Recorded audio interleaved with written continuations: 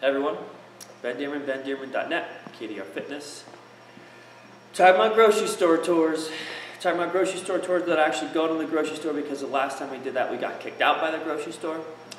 So I did take some covert pictures in the grocery store, and so in this video there's going to be some parts of me talking, and there'll be some pictures that I took in the grocery store. All this food in front of you that you see is what Jamie and I are actually going to eat over the next week. And I'll go through all the food, and I'll kind of explain that stuff. I also took some pictures of the grocery cart so you can see what it looks like, and some stuff like that. So what are we going to go over? We're going to go over basically all the food that you should be buying in a week. And yes, there are exceptions, always exceptions. We don't expect you to be a nutrition zealots, but we'll get into that. We're going to go over organic, all natural, grass-fed. We're going to go over pasture-raised. We're going to go over cage-free, free-range, vegetarian-fed. We're going to go over what's marbling, and how do you pick out meat. And then the question of organic, versus GMO versus non-GMO. When should you buy it, etc., etc., etc. So first thing is perimeter shopping.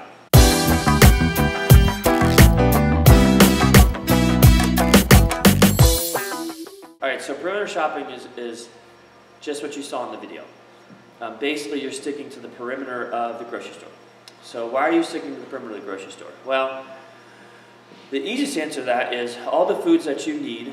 Okay, so all of your meats, all of your fruits and your veggies, all of your dairy, like cottage cheese, butter, okay, even some lunch meat, is all in the perimeter of, and oh, can't forget, even your bacon, is all in the perimeter of the grocery store, right? So it's on the outside edges. When you start to go down the aisles of the grocery store, then you start to become a victim of marketing, okay? And the grocery store is really set up so that you psychologically buy the foods that have the best marketing, okay? So you're not really shopping for nutrition. You're actually shopping because this particular color appeals to you, and this particular lettering appeals to you. The companies that are in the perimeter of the grocery, or excuse me, the companies that are in the aisles of the grocery store spend millions and millions and millions of dollars just on marketing, okay? So easiest way to go about it is stay away from the aisles. Only shop the perimeters. Now, having said that, obviously, we got some Ezekiel bread. This is in an aisle. We got our Sweet July crunchies. I call these crunchies. Eating healthy, there's not a lot of crunchy foods, right? You got carrots, you got celeries, but sometimes you just want to crunch. And so we use late July corn chips. Not potato chips, corn chips. So keep in that perimeter, right? That's where all of the stuff that you're going to need is. Veggies. What are the fruits and veggies that you really need? First of all, I went to cooking school, okay? I am inherently lazy when it comes to food prep. Generally speaking, when people fail, and we ask them, what are the hurdles or the obstacles that you're having in your weight loss journey or in your health journey or whatever, they almost inevitably say, well, you know what? I don't have my meals prepped. And they know what they do. You guys know what you do. So they don't have their meals prepped. And grocery store shopping is a huge chore. When you're buying your fruits and veggies, you do want to shop seasonally. Okay, so this video is being shot in the beginning of November. We do have a CSA, so we have a farm share. A lot of members of the gym do. Every Tuesday we get a farm share. So right now, root vegetables, squashes, tubers are really big. Sweet potatoes, got some radishes. I don't even know. Oh no, we got some beets, and these are actually some pretty cool. They look like radishes, but they're a cross between like a beet and almost like a turnip. We get these from the CSA. So shop seasonally. When we get into January, February, you're not going to see raspberries. I mean, you might see raspberries, but we're going to look on the package and we're going to see where they're from. Some kind of big rules as far as grocery store shopping and as far as fruits and veggies go. Like, you know, if you want to look at what's the most important thing, the most important thing is to buy local. Okay, that's the single most important thing. Organic, GMO, all that jazz, it all falls underneath that. Buy local first. Okay, and if you can't buy local, then at least buy within the country, right? So try not to buy stuff that was originally grown in Argentina. Okay. In January, probably not going to be getting the berries, okay? And that's okay, whatever. Just remember, shop local. We will generally go after, so like the main veggies that we tend to always use are going to be onions, right? So these are shallots, okay? But we got 3 different types of onions, okay? How much onions? I will generally go with 1 onion per day, right? So if you're shopping every 7 days, then you're going to get 7 onions. If you're shopping every 3 days, then you might get 3 or 4 onions, okay? But generally speaking, 1 onion, right, per day. Celery, asparagus, tomatoes. We got peppers. Some of this stuff I did get organic. When should you buy organic? Jamie has a great rule, call it Jamie's rule. And basically, if you're going to eat it every day, then you want to try and shop it for, you want to try and get it as clean as possible. So if you're going to eat eggs every day, you want to try and get them organic. If you're going to eat green peppers every day, try to get them organic. Organic can get expensive, and you don't want to let cost be a hurdle to health. So the bottom line is try and first shop local, get it as close to where you live as possible. If you can't do that, then at least, you know, try and get the foods that you eat a lot of organic. Okay. Generally, we actually really don't get a lot of organic foods. I got this stuff to be able to talk to you guys about the difference between organic and regular. So Jamie's rules, you eat it every day, you get it as clean as possible. There are Dirty Dozen and Clean 15. Generally speaking, if you eat the skin, then you want to get it organic, right? So kiwis, yes, you can eat the skin of kiwis.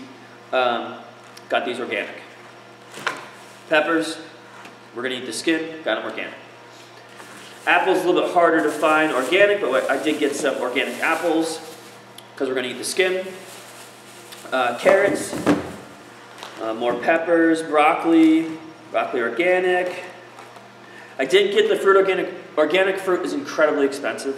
Okay, it's arguably more expensive than organic veggies. So generally speaking, the only time that we get organic we usually get local fruit first, and then we'll get organic fruit, and then we just kind of get the regular fruit. Right now we're in like the regular fruit season, okay? And we understand that, right, even though these came from Mexico, I like raspberries, so I'm still gonna eat them. But in the spring months, summer months, most of our fruit is almost all local. Mushrooms, I did not get organic mushrooms because I like mushrooms, and I go through a lot of mushrooms. I'll eat all of these in a week. I'll actually eat all of these in about 5 days. I like a lot of mushrooms. So baby Bella, sliced shiitake. I also just like saying the word shiitake. Shiitake, yeah. And then white mushrooms, organic carrots, bagged green beans, not organic, but bagged, already washed, already trimmed. Green beans, well, you'll notice a trend. Mini cucumbers. Jamie turned me on to cucumbers. My dad hates cucumbers. He thinks they cause cancer. I can assure you that cucumbers do not cause cancer. I didn't eat any cucumbers before I had cancer, and I ate a whole bunch of cucumbers after I got cancer. So I'll go on record and say cucumbers don't cause cancer, Dad. Sorry. But Jamie turned me on to cucumbers. So green beans, sugar snap peas, green beans, wax beans, etc., etc. Those are very nutritious. They're great for you to eat, but they're a pain in the ass to prep. And you will notice that with almost all of these foods, there's very minimal prep involved, right? So yeah, I went to cooking school, and the last thing that I want to do is spend an hour prepping fruits and veggies, or prepping veggies in order to be able to make my dinner, okay? I want to spend the least amount of time possible in prepping. So a lot of this stuff, all you have to do is wash broccoli, cut the ends off of these, and slice them up. Already pre-washed, don't have to do anything with these, just open them up and snack on them. Wash them. Always wash your fruits and veggies regardless if they're organic or not organic. These are already done. The carrots are probably the biggest prep, arguably next to the onions, right? Because the onions, you got to take the skin off. The carrots, you got to peel the skin. However, I have been eating carrots with the skin on, and you can too. They taste fine. You just have to make sure you wash them really well. A little bit of dirt won't hurt. I'm not going to. God made dirt, dirt don't hurt. Okay, that's the only religious thing that you're going to get during this video. So as you can see, a lot of the fruits and veggies that we get are minimally the least amount of effort necessary in order to eat those fruits and veggies. I will always get, this is expensive, so I don't really recommend you buying the prefabricated veggies. But in a pinch, I'll always get these, right? And so that way, if I have an omelet every day, and if it's not an omelet, it might be scrambled eggs. I have eggs every single day. And so I like to put as much veggies into the eggs as I can, and then I'll throw some meat in. And so having these things basically allows me to say, oh man, I don't have the extra 10 minutes that I would normally have to dice an onion and dice a pepper and dice some mushrooms and throw them in. But I already have these pre-diced, and so I can just throw these in. Also, if you're making something, and you're in a rush and you don't have the time to dice it, you can buy this stuff. There's no excuse. That way you won't screw up the meal. In terms of serving size is really easy. So basically, I'm going to use these bad boys. Right, so this is one serving size. This is two serving sizes. This is three. So I can get 3 servings out of this. Okay?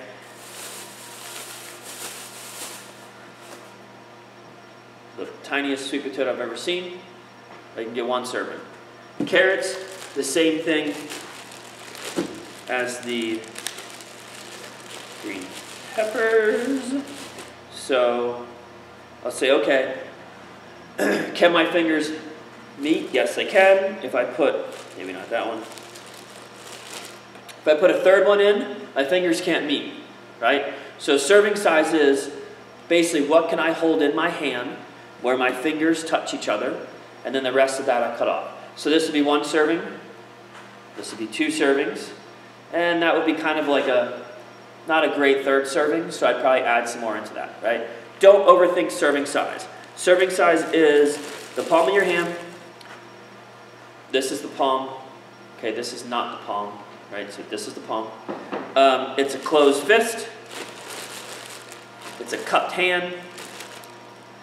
And it's a thumb. Those are basically your serving sizes. In terms of berries, I'll generally call the whole thing a serving size. So this is a serving size, this is a serving size. When you get into your strawberries, I'll call this 2 serving sizes, right? And these are rough approximations, it's okay. This is about a serving size, maybe a serving size and a half. Nobody got fat by eating a whole bunch of blueberries, right? Nobody gained 30 pounds by eating too many green beans. Okay, so don't be afraid of fruits and vegetables. Let's see, what else as far as serving size goes? Every once in a while, we shopped at Hannaford, right in West Lud.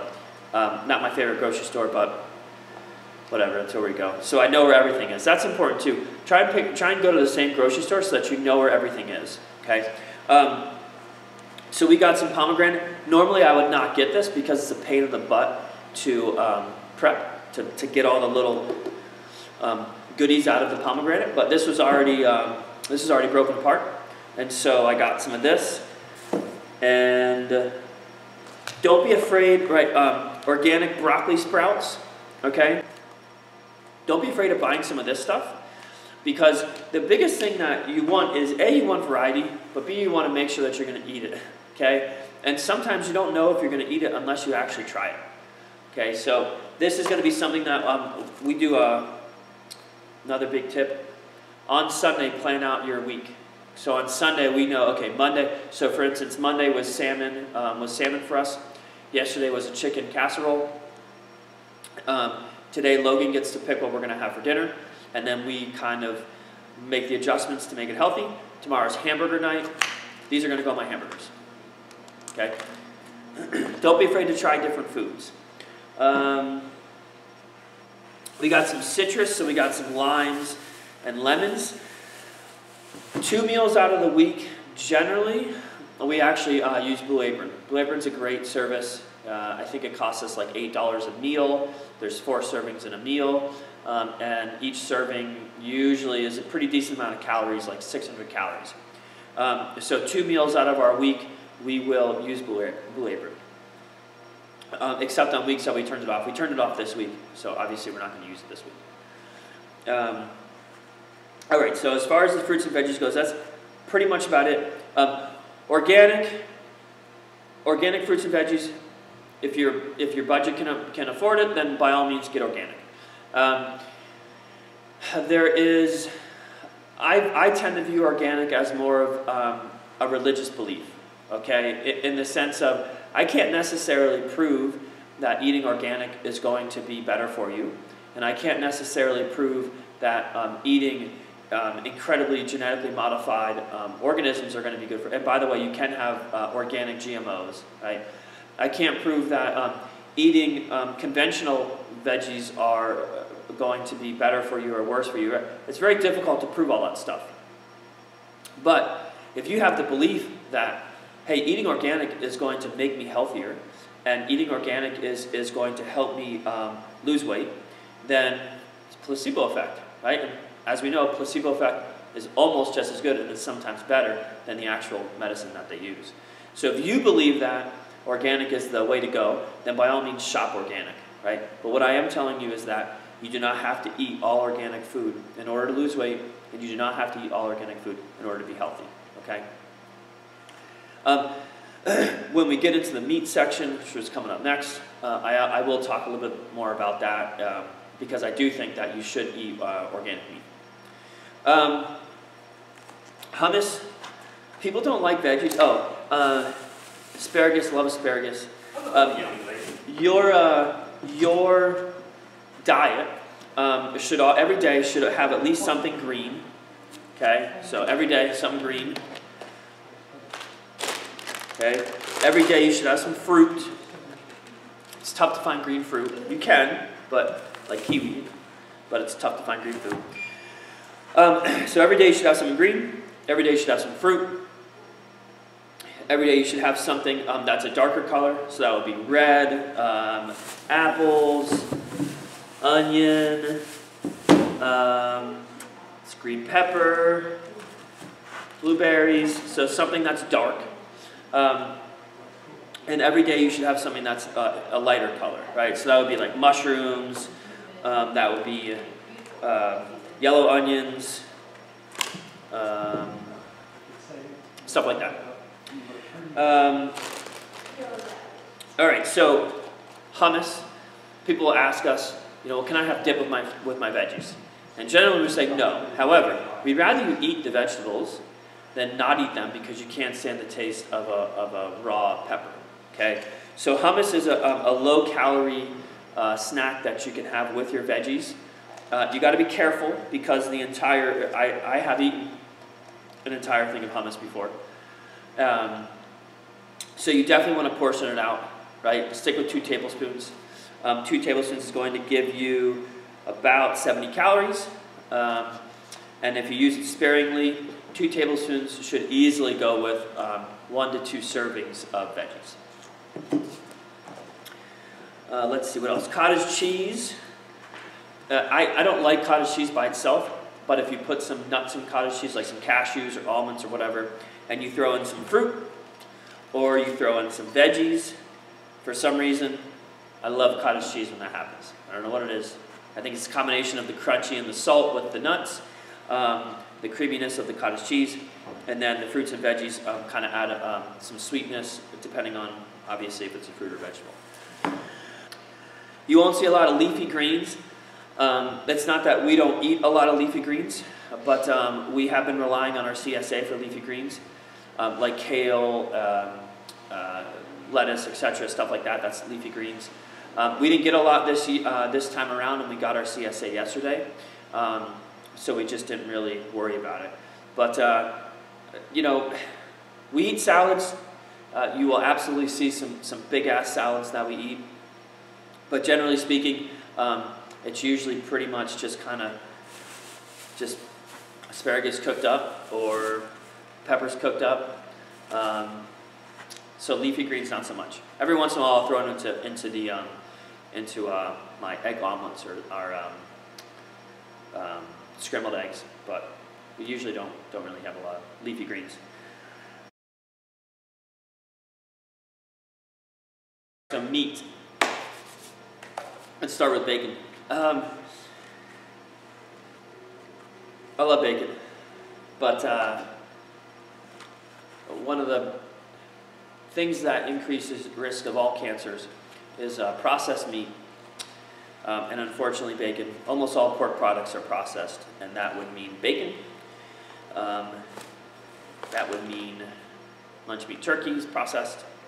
So I try and get the minimal amount of minimally processed foods that I can, right?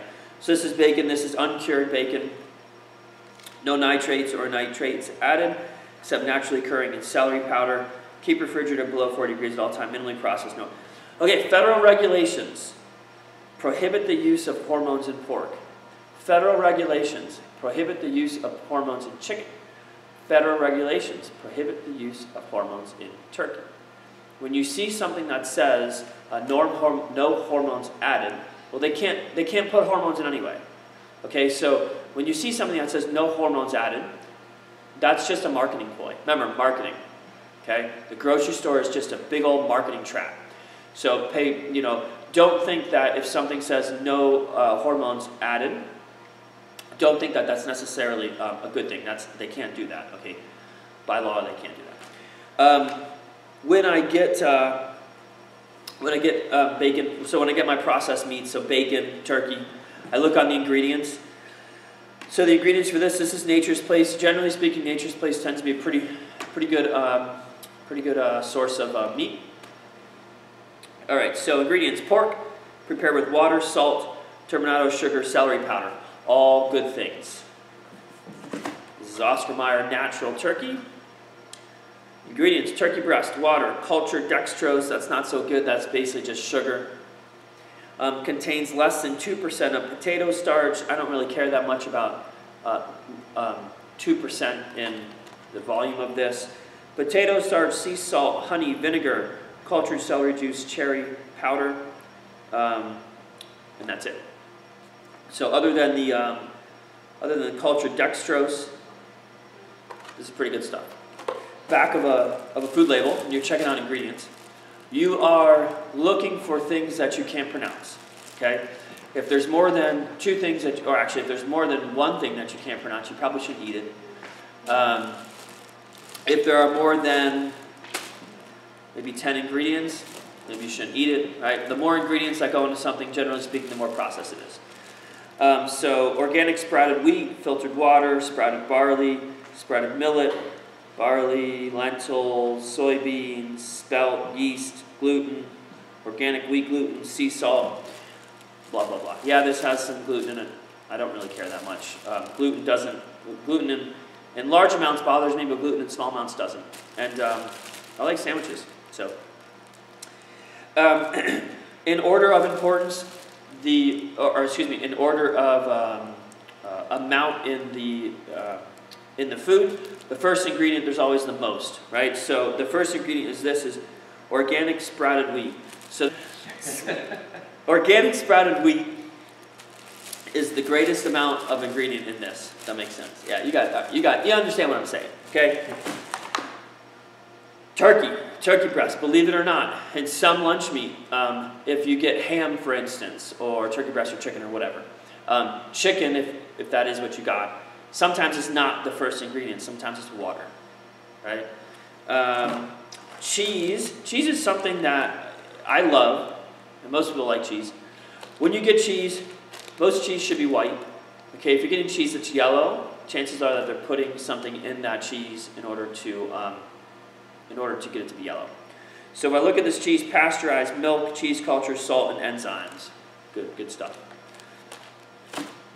Butter, gotta have butter.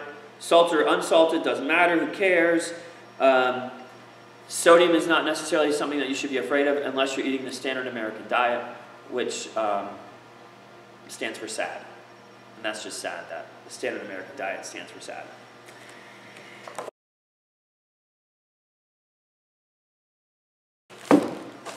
First thing's marbling, right? So marbling is basically when you look at when you look at any meat, there's going to be fat present in that meat. All meat has fat, okay? So marbling is basically just the amount of fat in a particular meat. The more marbling that's in a meat, the better it's going to taste. One of the biggest lessons I learned in cooking school is fat equals flavor. If there's no fat in the particular meal, then we resort to adding in sugar. If there's no fat or sugar in a particular meal, nobody wants to eat it, right? Case in point, broccoli. Not a lot of fat in broccoli, and there is sugar in broccoli, but not the same sugar that you're going to find in blackberries, right? And it's rare that you see somebody just walking down the street eating a big bunch of broccoli. But people will eat blackberries right out of the container. So with meat, marbling, lots of fat. When you're shopping for a lean, if you're on a lean protein diet, which is generally what we recommend for people, then you want to get meat that has very low marbling, right? Not a lot of marbling. And unfortunately, it doesn't taste the best. Cooking, when you're going to cook that kind of a meat, the more fat that a meat has, the more forgiving it is when you cook it. The less fat it has, the less forgiving. So basically, it's very easy if something doesn't have if a particular steak doesn't have a lot of marbling, then it's very easy to overcook it. It's very easy to turn into leather. Chicken, it's very easy to overcook chicken because there's just not a lot of fat in chicken, right? So you do want to try and pick meats with very low amounts of marbling, and it's more prevalent in steak and hamburger.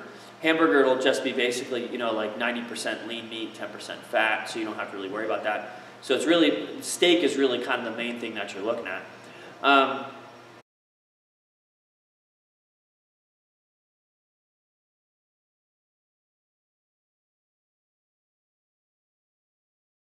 We're going to go through and we're going to tell you the best type of chicken and eggs to buy, and we're going to talk a little bit about each one. Okay, so no added hormones. Legally, you cannot add hormones to chickens and therefore eggs in the U.S. So when you see something that says no added hormones, that's a total marketing thing. It's illegal for farmers to give chickens any hormones. So we can throw no added hormones out the window as just a marketing gig. Don't worry about that. No big deal. Pasture raised. Pasture raised is probably the best to go by. Pasture raised basically means that the chickens have access to basically an open pasture. And at the end of this short little video, you'll see a great description on what exactly pasture raised is. Free range. Free range really doesn't mean anything. Free range just basically means that the chickens are allowed to roam around free. You would think that that means that they're allowed to roam around free on a pasture, but unfortunately it doesn't. It means that they are allowed to roam around free in a gigantic warehouse. It means that they're allowed to roam around free on concrete. It basically just means that they are free range. They can roam free. They're not kept in cages. Cage free basically just means that the chicken is not kept in a little tiny,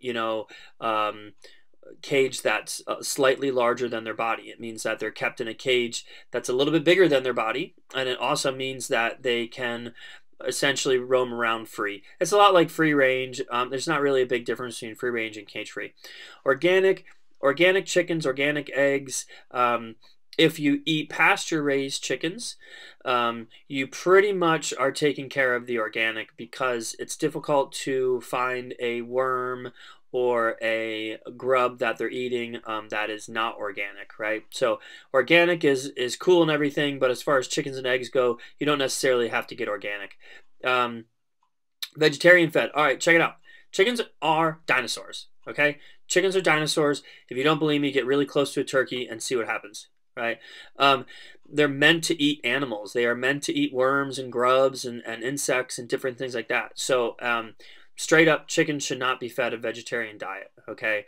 Let's see, we talked about pasture raised, cage free, 100% all natural. 100% all natural is kind of a quirky marketing term. I don't really know what to tell you about that, other than I have yet to hear about a chicken grown in a petri dish. So the chicken, 100% all natural, probably not that big of a deal. The big things that you want to look out for are you want a chicken to be pasture raised. You want them to not be fed a vegetarian diet, right? So meat eaters. And as far as the organic thing goes, pasture raised is really going to take care of that. So that's it. I hope I answered some questions. Hope I made this a little bit easier. The whole grocery shopping thing is always a chore. So remember, pasture raised, that's probably going to take care of the organic. Don't worry about the 100% all natural. Don't worry about the no added hormones. And try and get pasture raised, locally raised chickens and eggs. All right, this is Ben Dearman, bendearman.net, KDR Fitness.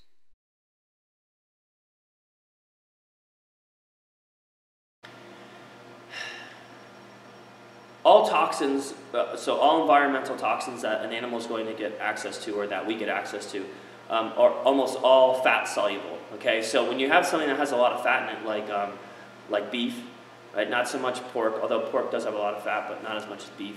Or chickens don't really have a lot of fat at all. All of those environmental toxins are stored in the fat. So if you're going to get organic beef, then you can probably be okay getting a little bit of a fattier cut of meat. Again, we recommend lean meat. But if you're going to go the fat route, get organic. If you're going to go something with like a chicken, organic's not necessarily that important. You want to go more pasture raised. On the whole, organic meat, I don't personally think it's worth it unless you're going to get steaks, right? And again, that just goes back to the toxins being stored in body fat and not being water soluble. So all those toxins that, in commercially raised animals with the antibiotics and everything, antibiotics are not hormones, so they can be fed antibiotics, but they can't be fed hormones anymore. All those antibiotics are just going to get stored in the fat of the animal, and then you eat that animal, and so then you're putting those antibiotics back into your system. So we do, as far as beef goes, we get organic, pasture raised. But then as far as the other meat goes, we'll generally get, just your normal everyday chicken or everyday turkey or whatever the case may be. Pork, same thing. Minimally processed pork. Last thing is the shopping cart. Get the smallest shopping cart that you can find. Okay. Ideally, you would only use the baskets to shop in. Remember, when you go into a grocery store, it's all about marketing. Okay. Millions of dollars are spent by the grocery store figuring out, all right, well, where can we put this in order to sell the most, and where can we put that in order to sell the most, and eye level versus leg level versus above the head. All of these are all factors that the grocery store looks at, and then the food companies also look at. What are the best colors, right? What colors produce that desire to eat this? Or what size font? When you go into the grocery store, if you just kind of look down, you go down the aisle of cereals, you will see recurring colors. You'll see recurring fonts, okay? That's all done on purpose, right? So when you go into a grocery store, you're basically going to war. And you want to try and go in, you want to try and go in with a list. You should always have a grocery list. And that list should basically be foods that are very easy to prep.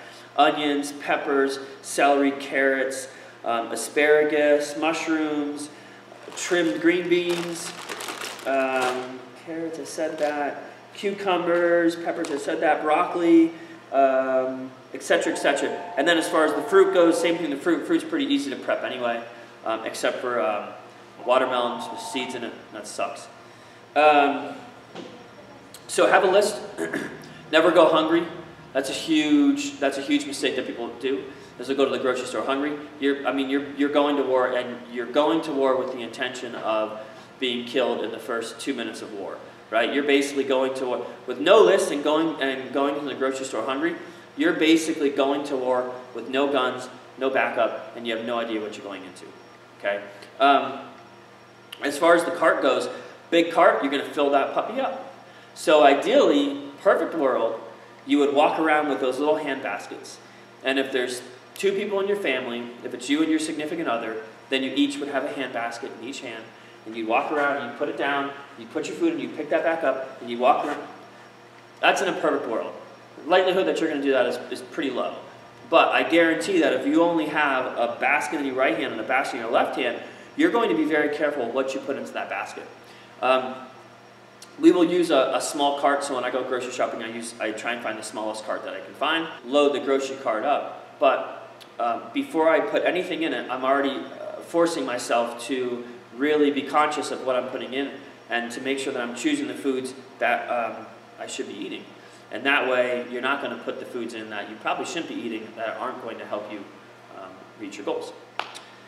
Okay, so I hope you learned something. It was a long video. Hopefully you watched the entire thing. If you have any questions, you can always send us an email, welcome@kdrfitness.com. This is Ben Dearman, bendearman.net, KDR Fitness. Hope you liked it.